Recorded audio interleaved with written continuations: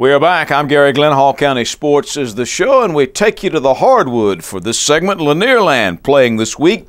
By the way, we'll have that girls' championship game for you on December the 30th and starting at 6 p.m. and January the 2nd starting at 3:30 on this channel. And the boys' championship will follow a week later. We plan on having the championship coaches and game highlights on next week's show, but we bring to the show now a fellow that we talked to a few months ago when he first got the job over at Riverside Military Academy. Ron Smith was a girls coach at Johnson at one time. Now he's handling the boys over at Riverside Military Academy with a very unique perspective on things because, Ron, I know that a lot of the teams, as we said, Lanierland going on this week, but all of your guys have gone home now because they're on their long Christmas break. I really wish we were here playing in Lanierland, Gary. I would give anything. You know, I played in Lanierland at North Hall back in the early 80s, and it's one of the longest running tournaments in the Southeast, and I would just really give everything if we were able to compete this week. Well, maybe sometime down the road that might can happen. Absolutely. I mean, we're gonna put in for it.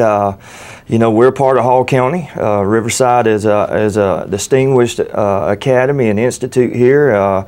Something that Gainesville and Hall County should be very proud of. You know, the school is about 105 years old.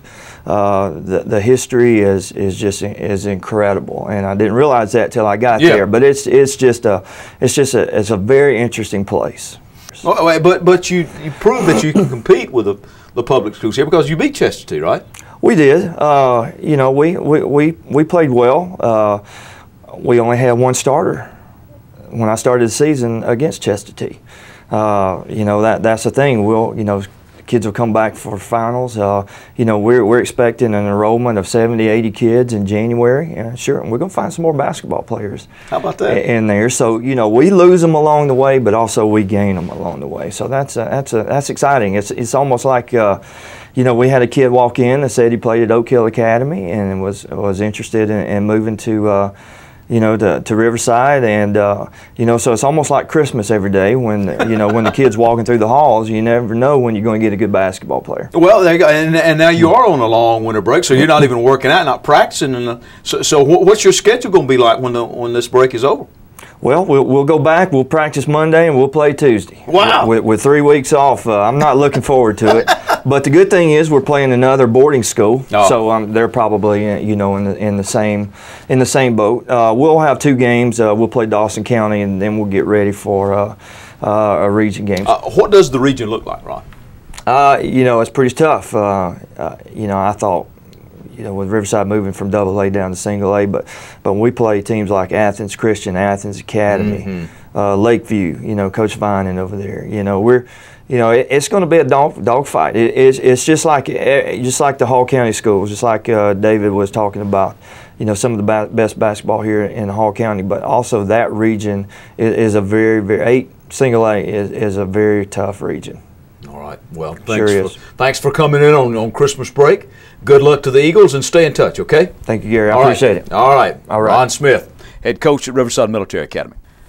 By the way, Riverside Military's game with Towns County got iced out last week, but there was other basketball. Let me tell you about some of that. Johnson had a sweep. Caitlin Sloan scored 25 points and grabbed 4 rebounds as the Johnson girls basketball team defeated Lumpkin County 51-26 in Dahlonega, and the Johnson boys beat Lumpkin 56-48. Knights jumped out to a 33-9 lead to start the game. Johnson led by Matt Hollis with 31 points.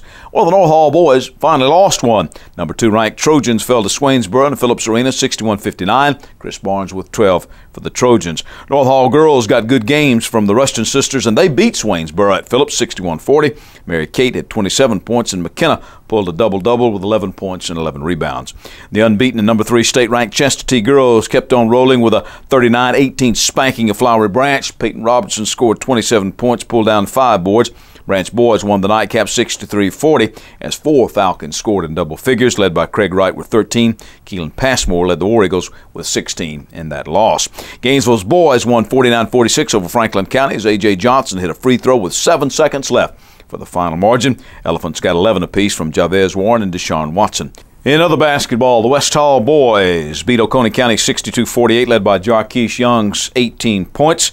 Lady Spartans lost in overtime despite Amber Johnson's perfect night at the free throw line. She went 7 for 7 and scored 23 points overall. And the West Hall girls earlier had beaten North Forsyth 47-35. Lady Spartans with 18 points from Johnson. And West Hall pulled away from North Forsyth and won the boys' game 82-64. Jarquise Young leading the Spartans with 25 points. Shunquez Stevens scored 23 points. Drapu 18 for West Hall. At the Southern States Christian Classic in Suwanee, North Georgia Christian lost to Tabernacle Christian by 4, but beat Trinity Chapel by 44.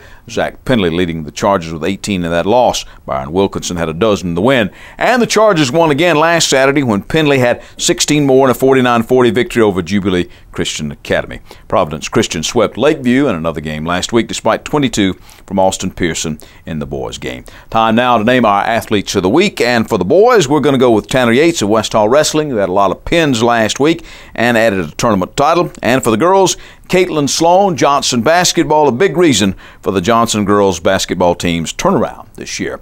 We're back with some unfinished business from last week, and we wrap it up after this.